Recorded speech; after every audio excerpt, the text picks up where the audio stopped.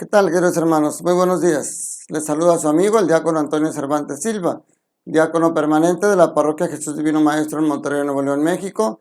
Le doy gracias a Dios por este nuevo día, por esta nueva oportunidad que nos da para ser felices, para vivir a plenitud, tomados de la mano de Él. Y en este sábado 10 de octubre vamos a meditar la palabra de Dios para nuestra vida diaria. La lectura de hoy seguimos con los Gálatas, capítulo 3, versículos 21 al 29.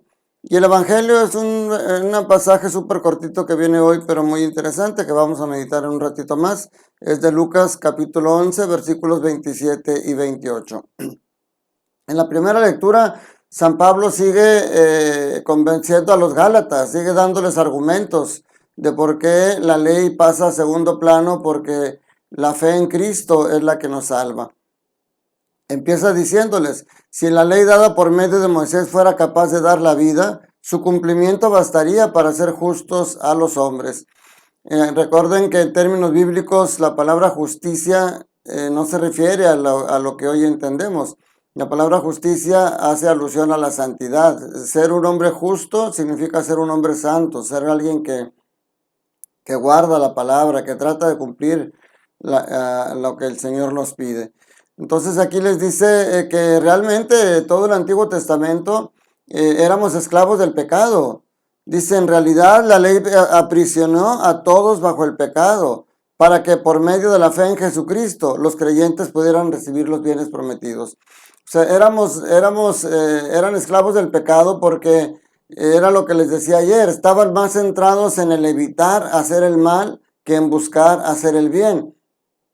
Y entonces por eso no alcanzaban la plenitud. Tuvo que venir Jesucristo para que sea Él, a través de su palabra, a través de su vida, a través del derramamiento de su sangre, que viniera a purificarnos. Por otro lado, no quiere decir que la ley no haya servido o no sirva. Aquí Pablo habla de etapas. Dice, antes de que llegara la etapa de la fe, estábamos presos bajo custodia de la ley.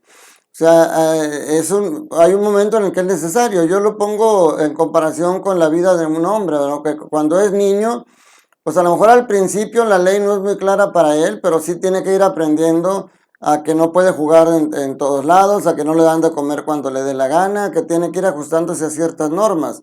Pero llega a la adolescencia, por ejemplo, y las normas son muy más claras. Un hogar donde no haya normas que rijan el comportamiento de los hijos es un hogar que cae en caos. La ley, las normas son necesarias. Aquí no se dicen malas palabras, aquí no se come a la hora que tú quieras, hay horario de comida, no debes de estar comiendo con el celular en la mano. Puedes salir a una fiesta, pero hay una hora determinada a la que tienes que llegar. Es necesario, pero conforme va madurando, va pasando etapas el muchacho, ya cuando es profesionista, ya cuando trabaja y todavía vive con sus padres, pues ya no tiene que pedir permiso, ahora solamente tiene que avisar. La ley va pasando a segundo término porque ya tiene una madurez. Eso es lo que sucede, lo que dice Pablo aquí. Y luego dice, fíjense, a mí yo en los bautizos utilizo, cuando toca esta lectura, aprovecho para explicarles la importancia. Dice aquí San Pablo, así pues ustedes son hijos de Dios por la fe en Cristo Jesús, pues cuantos han sido incorporados a Cristo por medio del bautismo, se han revestido de Cristo. Fíjense cómo yo les explico a los papás y a los padrinos en el bautizo, cómo cuando los papás unieron sus cuerpos para darle vida a esa criatura que van a bautizar, Dios ya la tenía en su mente y utilizó a los papás como instrumentos para traerlo a este mundo, para darle la vida. Es una criatura amada por Dios, pero apenas va a ser convertida en hijos de Dios. Pero yo les explico, cuando se unen esas dos células que pone papá y mamá, las células se unen, empiezan a crecer y se empiezan a revestir de la herencia genética de papá y mamá. Y así se van revistiendo hasta dar forma a ese embrión y luego a ese feto y luego a esa criatura que nace. Y entonces ese revestimiento genético hace que el bebé se parezca a mamá y se parezca a papá o a los abuelos por la carga genética que traen. Y eso se da en automático. Pero cuando son bautizados, somos revestidos de Cristo. Entonces, así como ese revestimiento genético hace que se parezca a papá y a mamá, el revestimiento de Cristo tiene que hacer que nos parezcamos a Cristo. Y yo les digo a los papás y padrinos, ustedes tienen que hacer que este niño, conforme vaya creciendo, cada vez se parezca más a Cristo, no físicamente, sino en el estilo de vida de Cristo, que crezca en el amor, que crezca en el respeto, que aprenda a hacer el bien.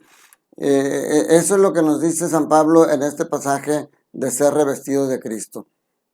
Y en el Evangelio, que les decía, es un Evangelio hoy súper cortito, que lo podemos leer porque el día de ayer hablábamos cómo a Jesús le lanzaban un improperio, un insulto, porque le dicen, arroja los espíritus por la influencia de Satanás. Hoy le lanzan un piropo.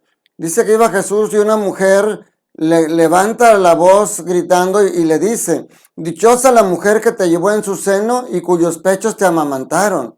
Y Jesús, muchos también aquí, igual que como cuando le dicen, te busca tu madre y tus hermanos, y Jesús le dice, ¿quiénes son mi madre y mis hermanos? Mi madre y mis hermanos son los que escuchan la palabra de Dios y la cumplen.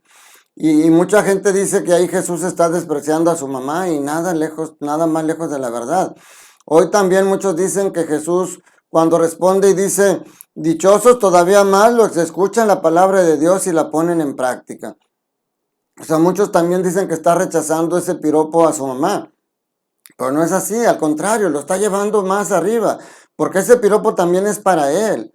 Cuando le dicen dichosa la madre, la madre que te tuvo, es como decir, qué dichosa de tener un hijo como tú. Ser la madre de aquel que vino a salvarnos, ser la madre del que nos habla de amor, ser la madre del que ha hecho tantos prodigios, ser la madre de quien se preocupa por todos nosotros. Dichosa esa mujer por ser tu madre. Y Jesús la eleva y dice, es más dichosa toda aquella persona y es más dichosa mi madre, porque escucha la palabra de Dios y la pone en práctica. Ella es la modelo de discípulo.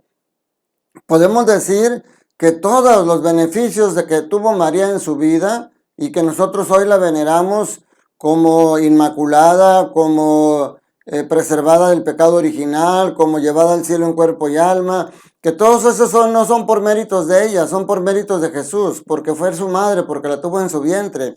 Pero fíjense, eso que dice Jesús empieza desde antes de su procreación. Desde antes de que se gestara y se encarnara en María Santísima, precisamente se logró eso porque María escuchó la palabra de Dios, escuchó la palabra del ángel y la puso en práctica porque dijo, hágase en mí según tu palabra. E inmediatamente de que lo tuvo en su vientre, se fue cuando supo que su prima Santa Isabel estaba embarazada en la ancianidad, se fue a servirla, empezó a poner en práctica lo que Jesús iba a venir a decir. Qué increíble, qué hermoso. Por eso nosotros tenemos que venerar y amar mucho a María Santísima, porque ella dio ese sí, ella escuchó su palabra antes de que Jesús nacía, ella escuchó la palabra de Dios.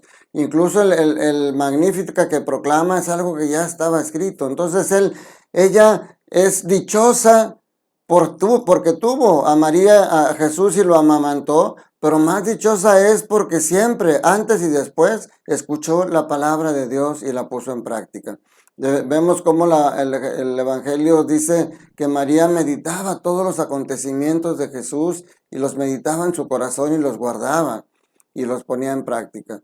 Pidámosle a Dios que nos ayude a que ese revestimiento de Cristo que tenemos por el bautismo se nos haga cada vez más evidente en nuestro comportamiento, que cada vez seamos menos esclavos del pecado y más virtuosos en la gracia, que podamos dar testimonio de que amamos a Dios, de que amamos a María Santísima y que ella, así como nos trajo a Jesús, ahora nos lleva a nosotros hacia Él. Les doy la bendición en este sábado, pidiéndole a Dios que te bendiga mucho en tu vida, que tu familia sea próspera. Si estás pasando por momentos difíciles, que Él esté con ustedes como siempre lo hace para fortalecerlos. Si has perdido un ser querido, que el Señor te dé ese consuelo que solamente su palabra y su corazón puede dar. Y que cada día seas más pleno en el amor, porque tienes el amor de Jesucristo en tu corazón. La bendición de Dios Todopoderoso, Padre, Hijo y Espíritu Santo, descienda sobre ustedes y sus familias y permanezca para siempre. Cuídate mucho, te mando un fuerte abrazo y recuerda, Dios te ama y Dios te quiere feliz.